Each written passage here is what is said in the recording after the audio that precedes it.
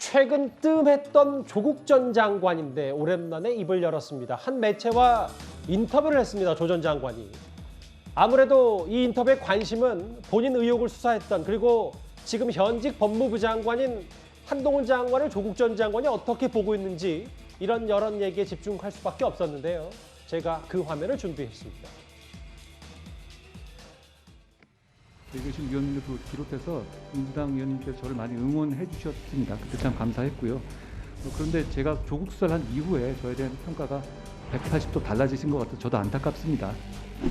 조국 수사 그냥 한번 눈 감았으면 계속 꽃길이었을 텐데요. 어떻게 정치검사의 정의가 바뀌었는지 저는 되묻고 싶습니다.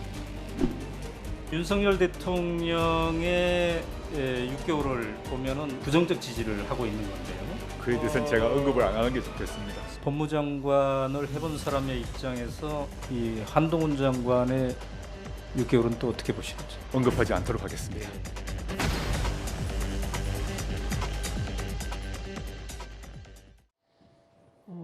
정말 오랜만에 조 전 장관이 이제 본인 재판도 받고 있고 오마이뉴스 TV와 인터뷰를 좀 했더라고요. 뭐 여러 얘기 했는데 잠시 뒤에 보도록 하고, 특히 이제 조순대 의원님. 네. 한동훈 장관의 취임 6개월에 대해서, 왜냐하면 본인도 전직 법무부 장관이었기 때문에 현직 법무부 장관에 대해서 어떻게 평가하느냐, 언급하지 않는 게 좋겠다. 어떻게 받아들이세요? 언급하면은 그만큼 또 한동훈 법무부 장관을 띄워주는 효과가 있지 않겠습니까? 그런 것 때문에 아마 언급하지 않겠다라고 생각할 수도 있고요. 예. 또 한 가지는 이 조국 법무부 장관 시절에 국민의 알 권리가 모두 다 사라졌거든요. 예. 그렇기 때문에 한동훈 법무부 장관이 어느 정도는 복구하는 지금 작업 중입니다. 그렇기 때문에 여기에서도 굉장히 좀 불편할 거라고 생각을 합니다. 가령 주요 사건에 대한 공소장 공개도 완전히 막아놨었거든요. 이것도 지금 열어놓은 상태고요. 또 조금 전에 정진상 실장 사안에 대해서 저희가 좀 짚어드렸습니다만, 예. 이 조국 법무부 장관 때 포토라인도 없애고 완전 비공개, 이거를 결정했었거든요. 이 부분에 대해서도 지금 보완이 필요합니다. 그렇기 때문에 자신이 법무부 장관 때 했었던 것을 한동훈 현재 법무부 장관이 지금 보완하고 바꿔놓고 있다. 여기에 대한 좀 불쾌감도 있을 것 같습니다. 예. 그리고 문재인 정부의 상징적 인물이 조국 법무부 장관이라고 표현을 하셨는데요. 이게 바로 문재인 정부의 비극이다라고 저는 생각을 해요. 그래서 이 조국 장관으로 일컬어지는 불공정과 몰상식, 이런 게 어떻게 보면 지난 대선 때의 화두가 됐죠. 그래서 상식과 공정과 법치를 되찾자. 이래서 윤석열 대통령이 대통령으로 당선이 됐고, 또 이런 과정에서 좌천을 당하고 핍박을 당했던 한동훈 검사가 법무부 장관이 됐고, 예. 상징성이 있는 것이죠. 한 장관을 관련한 인터뷰에서는 언급하지 않는 게 좋겠다, 이렇게 조 전 장관 좀 입을 좀 애둘러서 다물었는데요. 근데 조 전 장관은 한동훈 장관 말고도 윤석열 정부 초반을 이렇게 평가했습니다. 윤석열 대통령의 6개월을 보면은 부정적 지지를 하고 있는 건데요. 그에 대해서는 제가 언급을 안 하는 게 좋겠습니다. 글쎄요, 언급을 문재인 대통령 시절에 네. 민정비서관도 하셨고 지켜보기 힘들 수 있겠습니다. 여러 가지 할 말은 있습니다만은 그냥 하지 않는 게 좋겠습니다. 대통령 탄핵이란 게 최초로 출발한 게 미국인데, 네. 불법이 아니라고 하더라도, 예컨대 무능이라고 하더라도 탄핵이 가능하고, 대표자가 폭정을 일삼을 때 외에 네. 무능할 때도 제거할 수 있다라고 본 것이죠. 2019년 그리고 2020년 시점에는 건강 관리를 할 수가 없는 상황이었습니다. 일부러 꾸준히 강도 높은 운동을 계속했습니다. 육체적 고통이 있으면 정신적인 그런 고통을 잊을 수 있더라고요. 정경심 교수님의 그 건강 상태 걱정하는 분들이 많습니다. 원래 뭐 지병이 있는데 네. 지금 형집행 정지가 된 거는 허리 디스크 척추에 큰 문제가 발생을 했기 때문입니다. 네. 전신 마취를 동반하는 2번의 수술을 이제 했습니다. 했고 현재 지금 회복 상태에 있습니다.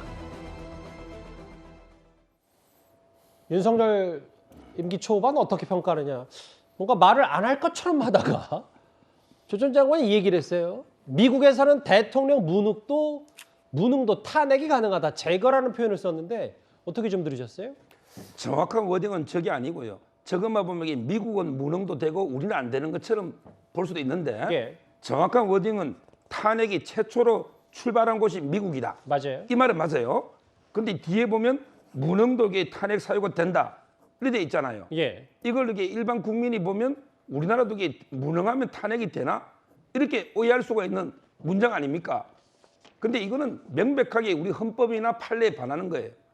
우리 헌법 65조에 보면 분명히 대통령이나 국무위원이 헌법이나 법률을 어겼을 때 예. 위법한 행위를 했을 때만 탄핵할 수 있는 사유가 이게 제한적으로 돼 있고요. 그다음에 더 중요한 거는 우리 판례입니다. 옛날에 노무현 대통령 그 탄핵 사건의 판례를 보면 예. 위법이 있더라도 중대한 위법이 있어야지 사소한 위법은 안 된다. 예. 이게 판례입니다. 그래서 결론적으로 이게 우리나라는 중대한 헌법이나 법률을 어긴 위법만 탄핵 사유고 무능은 탄핵 사유가 전혀 아닌 거예요. 이걸 지금 완전히 호도해서 마치 이게 윤석열 정권이 뭐 무능하니까 이것도 탄핵되는 게 아닌가? 예. 이런 게 비판을 하고 있는 거 아닙니까? 예. 저는 이게 명색이 서울대 교수고 법학자라면 정확하게 우리 헌법과 판례를 해야지 예. 이렇게 국민을 속이는 게 아니겠 저는 이렇게 봅니다. 뭐 법적인 부분도 뭐 있을 수 있겠지만 정치적으로 뭔가 본인 생각할 때 뭐 대통령이 능력이 없으면 탄핵 대상이 돼야 되는 거 아니란 뭐 정치적 메시지일 수도 있는데 뭐 제가 절대 조 전 장관을 옹호한다는 건 아닙니다만 예, 이도훈 의원님이요. 조국 씨가 무슨 정치 평론을 하고 뭐 탄핵을 운운할 지금 주제는 아니지 않습니까?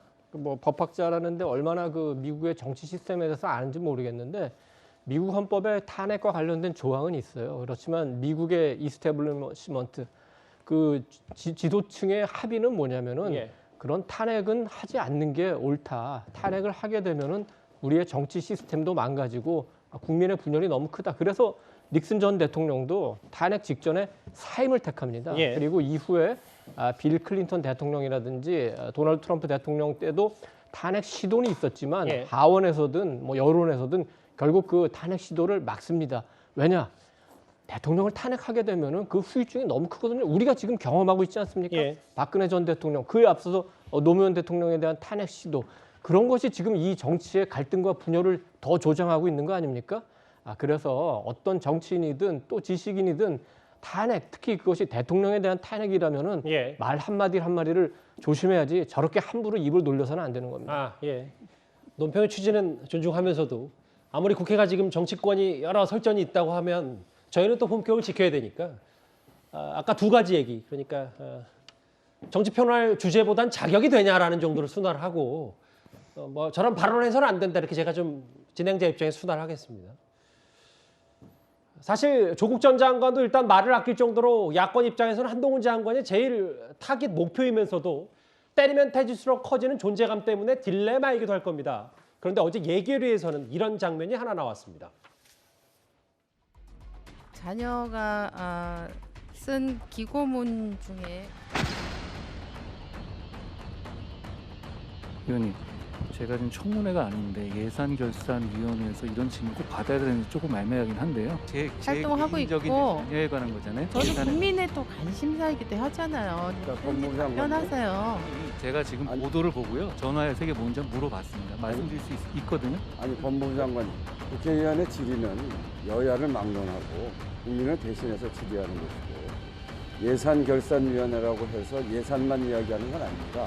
예산결산위원회에서 국정 전반이 딸을 물어본단 말이죠. 국정 전반이 이거 어떤 국정 전반입니까, 그게? 지금 얘기하는데 이렇게 끼어들어서 하시면 되겠습니까? 이런 질문이 적절하니 안 하니 이렇게 얘기하는 것은 국무위원으로서 할 얘기가 아닙니다. 제가 의문을 가질 수 있죠. 예산 그래서 법무부 장관 딸 모든- 논문하고 무슨 관계가 있습니까?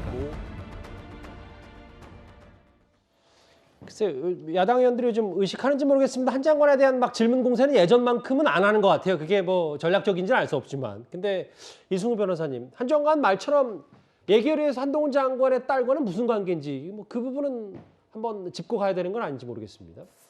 예를 들어서 예산결산위원회에서 당연히 예산결산에 대한 문제만 하는 게 원칙일 수 있겠죠. 예. 근데 우리나라 정치가 이제까지 예결위에서 예결위 얘기만 했는지 여야가 그것과 다 위반해서 다른 얘기들을 했었거든요. 그렇기 때문에 뭐 한동훈 장관의 말이 원칙적일 수는 있지만 사실상 전혀 다른 얘기를 하고 있다 이런 얘기도 나올 수 있을 것 같고요. 실제 어떤 정치인이 물었을 때 그게 기분이 나쁠 수도 있습니다. 그렇지만 그 답변을 회피한다던가 답변을 하면서 반박을 할 수는 있을 것 같아요. 근데 그 질문을 왜 하냐라고 따지는 장관은, 국무위원은 별로 본 적은 없는 것 같아요. 그런 측면에서 한동훈 장관이 자신의 의견만 좀 옳다라고 이렇게 국회의원에게 저런 식으로 좀 대드는 듯한 모습들이 그러게 국민 보기에는 좋아 보이지 않을 것 같고요. 세상이라는 게 어떻게 다 원칙과 뜻대로만 되겠어요. 그런 측면에서 한동훈 장관이 너무 공격적으로 나오는 것들은 국회의원들이 실은 특수부 출신의 법무장관이기 때문에 굉장히 조심할 수 있거든요. 이런 것들이 오히려 국회의원들의 의정 활동들을 위축시킬 수 있기 때문에 한동훈 장관이 국회의원들에게 굉장히 공격적으로 하는 것들은 굉장히 좋지 않은 모습이다 이렇게 생각됩니다. 국정 전반을 논의할 수 있는 자리긴 하죠. 예산 결산이라고 하더라도. 그런데 한동훈 법무부 장관 편을 드는 것이 아니라 한동훈 법무부 장관의 딸하고 예산 결산하고 무슨 관계가 있는지는 저도 의문이에요. 그리고 정 따지고 싶으면 국회 기자회견 등을 통해서 하면 됩니다. 조국 전 장관의 오랜만에 인터뷰 내용과 한동훈 장관 관련된 어제 예결위의 한 장면까지 전현직 법무부 장관 얘기들을 하나하나 만나봤습니다. 다음 주제는 좀 이 얘기를 지금부터 만나봐야 할 것 같습니다.